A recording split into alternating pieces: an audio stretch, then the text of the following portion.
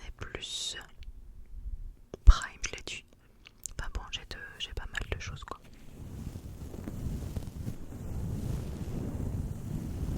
Alors le premier film dont je vais vous parler, c'est un film que j'ai été voir au cinéma. Il s'agit de Jumpers. Alors typiquement, moi j'adore les films d'animation. Ça c'est un film, il me semble, Pixar, qui est sorti toute fin mars et c'était comme ça. J'ai adoré. Alors moi je suis une grande enfant. J'ai beau être adulte, voilà, j'adore. Bon, ok, j'y vais pour mon fils voir ça, mais même quand j'étais pas maman et que j'étais adulte, bah, j'allais voir les nouvelles sorties au cinéma, Disney et Pixar parce que je suis fan, j'adore ça. Donc là, dans Jumpers, on a une jeune ado qui s'appelle Mabel.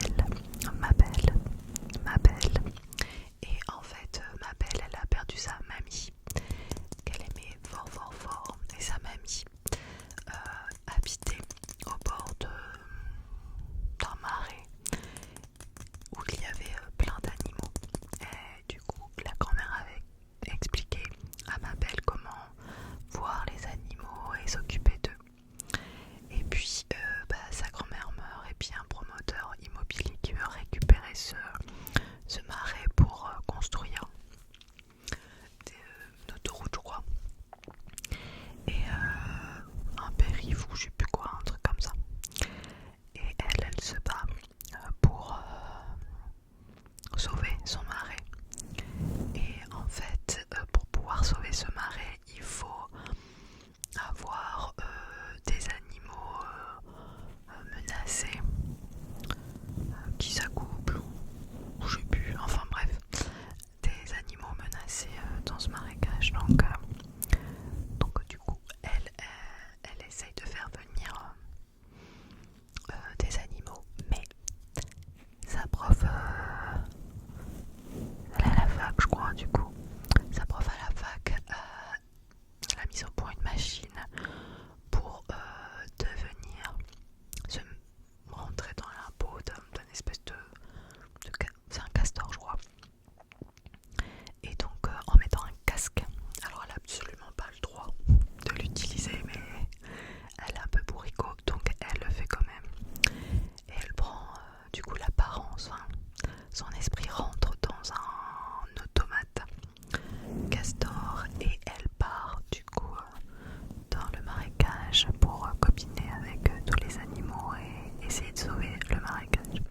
Ça c'est le speech, je vous ai pas trop non plus spoilé en disant ça, mais c'était comme ça. C'était, il y avait de l'émotion, c'était drôle, enfin franchement c'était la totale. Je pense que c'était un des dessins animés récents que j'ai préféré, même si je les aime tous. Celui-là je l'ai trouvé exceptionnel. D'ailleurs, là pendant que je vous parle, il y a les Mignons qui sont sortis et Toy Story 4, et ça va être les prochains films qu'on va aller voir certainement courant du mois de juillet, un soir je pense après le travail.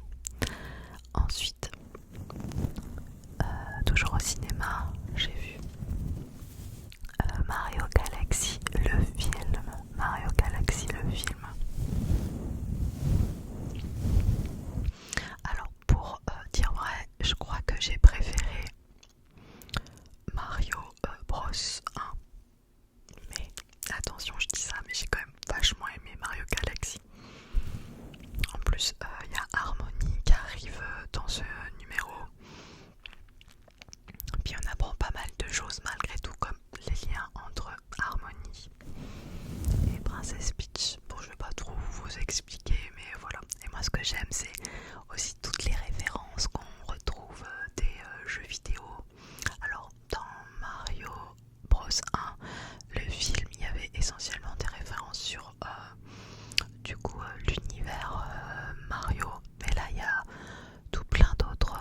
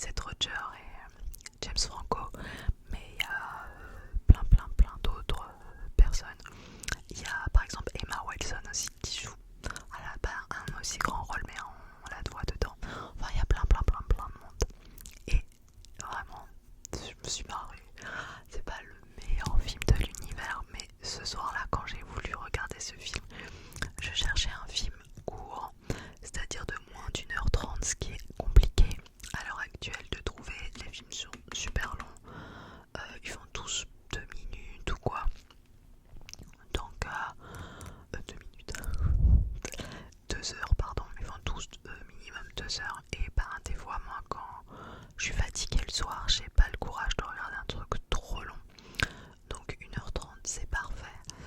Et voilà, au départ j'ai regardé pour ça parce qu'il était court et je me suis dit tiens, le scénario a l'air complètement barré, ça a l'air assez rigolo. Et du coup bah j'ai regardé ça et en vrai je me suis bien marrée. Ça détend, voilà, c'est pas le film du siècle, mais l'idée est bonne et l'idée est complètement décalée. Ça c'est rock'n'roll en fait. Ensuite j'ai regardé l'an 1 des débuts difficiles. Je crois que je l'ai vu sur HBO Max. J'en suis pas convaincue, c'est peut-être Netflix, mais je crois que c'est HBO, mais je sais plus. Avec Jack Black et Michael Cera.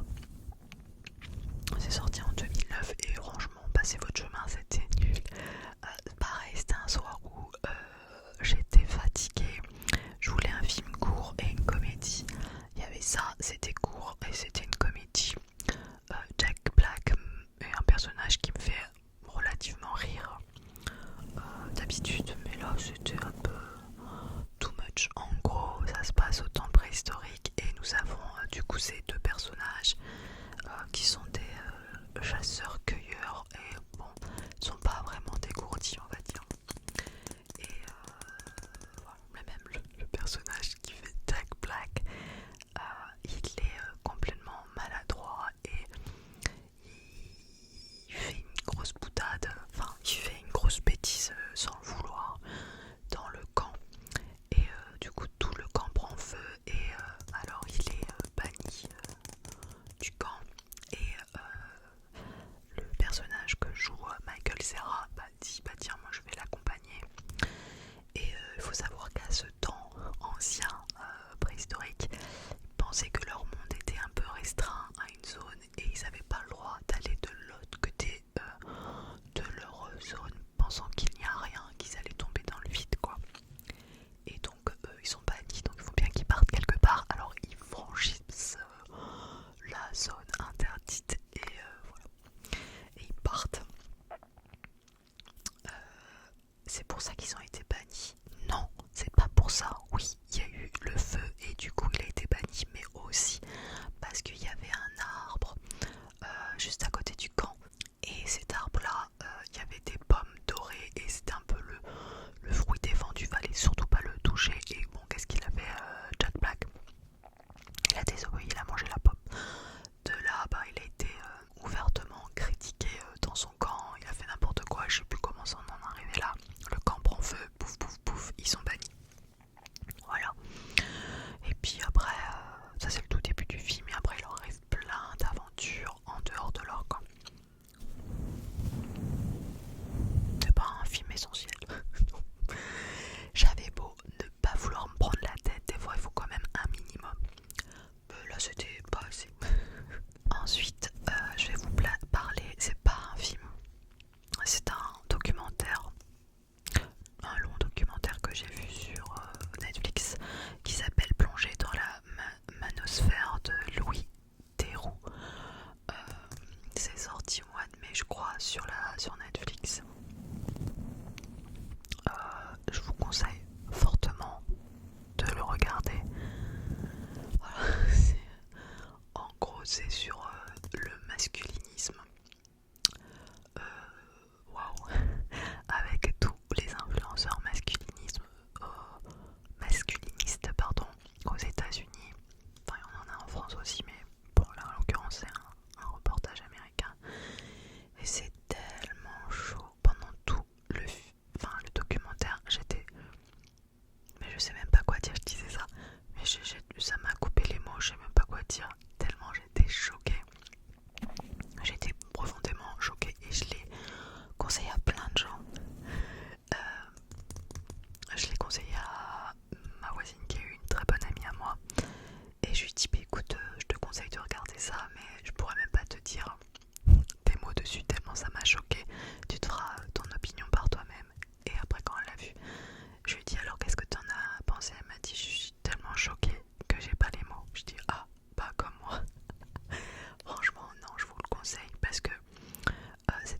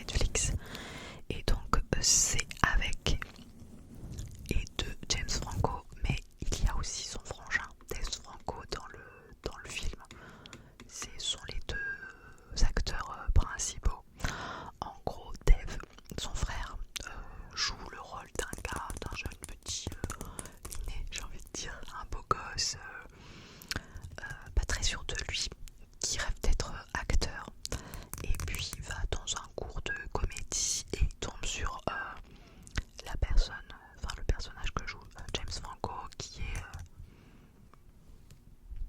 énigmatique. Il est vraiment particulier quoi, il ose et enfin, il est complètement décalé et il ose faire des choses. Donc le personnage que je m'en rappelle plus des noms, qui est joué par Dave Franco il se dit j'aimerais être comme lui, il est tellement sûr de lui, c'est trop bien. Et il lui demande s'il peut voilà, s'entraîner avec lui. Et on sait pas tout assez sous. Le personnage de James Franco est complètement bizarre, il a un accent on ne sait où. On dirait une sorte de Dracula, réellement, c'est trop bizarre. Et il est surblindé d'argent, on sait pas qui il est, on sait pas quel âge il a, on sait pas d'où il vient, on sait pas son passé. Il est vraiment particulier. Et ce personnage donc lui dit bah écoute viens avec moi à LA, c'est là-bas que tout se passe. Et l'autre lui dit bah attends mais moi j'ai pas de sous, c'est pas un problème, je t'héberge chez moi. Puis il se retrouve que ce gars-là a donc un super appart à LA, ils partent à LA ensemble. Et bon bah le personnage que joue James Franco est tellement bizarre qu'il est refusé partout. Et on peut pas dire que non plus que le personnage que joue Dave Franco est un super acteur. Donc il est mignon, il est miné, donc il peut de temps en temps être pris sur un tout petit truc, mais voilà, il perce pas, il galère. Donc bah, ils décident de faire leur propre film. Et le personnage de James Franco a tellement d'argent qu'ils décident de faire leur propre film qui s'appelle The Room, qui est en gros un gros nanar. C'est vraiment le film nul. Et voilà, c'était vraiment bien. J'ai vraiment apprécié ce film. Et il faut savoir que c'est une histoire vraie. Et c'est ça rend encore plus incroyable ce film. Je vous le conseille, il est vraiment sympa. Ensuite, on a regardé, bon, ça c'est pour vous dire, mais je vais pas vous expliquer parce que tout le monde sait ce que c'est. On a regardé Men in Black, le 1 et le 2, et là prochainement on va regarder le 3. Bah, parce que de temps en temps on regardait des vieux films pour les montrer à notre fils, pour qu'il ait voilà, un peu des références sur les anciens films et pas non plus que les nouveaux. Bah, récemment on s'est fait toute la saga Pirates des Caraïbes et donc là on est sur Men in Black. Et c'est rigolo parce que bah, je suis pas sûre de les avoir vus 15 000 fois. Je pense que je les ai vus à leur sortie, peut-être une fois de plus après. Et encore, je ne sais pas. Donc j'ai un peu redécouvert ces classiques avec mon fils. Et c'était vraiment chouette, c'est marrant comme tout. Ça se regarde bien et voilà. Mais bon, je vais pas vous expliquer Men in Black. Vous connaissez forcément. Et ensuite, toujours sur Netflix, j'ai découvert qu'il y avait des courts-métrages sur Netflix. Alors il n'y en a pas beaucoup, mais moi j'adore les courts-métrages parce que souvent il y a un truc très artistique dans les courts-métrages et c'est quelque chose qui fonctionne bien sur moi. Je trouve que souvent il y a beaucoup d'émotions en très peu de minutes, et en très peu de minutes ils arrivent à nous faire tellement d'émotions, à nous questionner, à nous remuer que je trouve que c'est vraiment un art à part entière, le court-métrage, et je suis fan. Donc j'ai vu 2 courts-métrages, j'ai vu Quoi qu'il arrive, je vous aime. Ne regardez pas si vous n'êtes pas prêt psychologiquement, c'est absolument très dur. C'est un dessin animé. Enfin, je dirais pas un dessin animé, on n'est pas sur voilà, on n'est pas sur un dessin animé pour enfants. Voilà, c'est ça que je voulais dire. C'est des choses beaucoup. Enfin, c'est pas des acteurs, c'est des dessins, mais on est sur des dessins, mais on n'est pas sur un dessin animé qu'on peut voir sur le dimanche matin pour les gosses, quoi. Ça capté quoi. Ça a eu l'Oscar du meilleur court métrage. d'animation en 2021, ça dure 12 minutes. Et c'est extrêmement poignant. En gros, on découvre un couple et qui a pas l'air d'aller bien du tout. Et ils se supportent plus, ils sont déprimés, ils ont plus envie de vivre, ils ont plus envie d'être ensemble, ils ont plus envie de rien. On voit que tout qui est horrible autour d'eux et comment on en est arrivé là. Et en fait, on découvre qu'ils sont en deuil. En fait, je vous spoil pas vraiment parce que oui, on le découvre à la fin, mais c'est marqué dans le synopsis. Hein, c'est plus comment c'est formé que ça. Enfin, on regarde ça pour comment c'est mis en forme, quoi. Mais l'histoire, on la connaît dès le début en regardant juste le synopsis. Leur fille est décédée lors d'une fusillade dans une école aux États-Unis. Et voilà. Et quoi qu'il arrive, je vous aime, c'est le texto qu'elle a envoyé à ses parents avant de mourir. Rien qu'en le disant, ça m'a remué énormément. D'ailleurs, si vous avez des courts-métrages à me conseiller sur différentes plateformes, je suis preneuse parce que c'est vraiment quelque chose que j'apprécie beaucoup, beaucoup, beaucoup, beaucoup. Et ensuite, j'ai vu un autre court-métrage qui s'appelle Les Chanteurs, qui dure 18 minutes et qui était sur Netflix aussi et qui a eu aussi l'Oscar du meilleur court-métrage cette année. Ils sont arrivés à ex-aequo avec un autre court-métrage français, mais bon, ils ont eu l'Oscar du meilleur court-métrage. J'ai aimé parce que c'est à la fois très réaliste. On se retrouve dans un pub avec des personnes un peu paumées. On se demande qu'est-ce qu'on fait là, pourquoi on écoute toutes leurs conversations qui n'apportent rien. Et puis tout d'un coup s'improvise un concours de chant dans le pub et on se rend compte qu'ils ont tous un talent de dingo et on se sent emparé. Vraiment, c'était fabuleux. Je me suis laissé porter pendant ces 18 minutes. C'était très poétique, très beau. Je conseille comme ça aussi. Je comprends pourquoi ces deux courts-métrages ont eu des Oscars. C'était magistral. Voilà, en gros, ce que j'ai regardé ces derniers temps. Après, c'est vrai que ces temps-ci, on a gardé parce que je regarde essentiellement des films, ouais, peut-être plus le week-end. Mais on a regardé Pékin Express, Koh-Lanta, tout ça regarde en replay le week-end. Le soir, la journée, moi, le week-end, je suis tout le temps à droite, à gauche, genre je reste jamais chez moi, j'aime pas ça. Et le soir en semaine, je suis souvent en train de filmer ou après on a regardé Breaking Bad, donc j'ai pas pu en regarder plus. Mais voilà, tous les films que j'ai vus depuis, je dirais depuis avril. Si ce concept vous plaît, n'hésitez pas à me le dire, je pourrais refaire un topo peut-être à la rentrée parce que il est fort possible que pendant les vacances j'ai regardé des films. Voilà. Et si vous avez des films à me conseiller,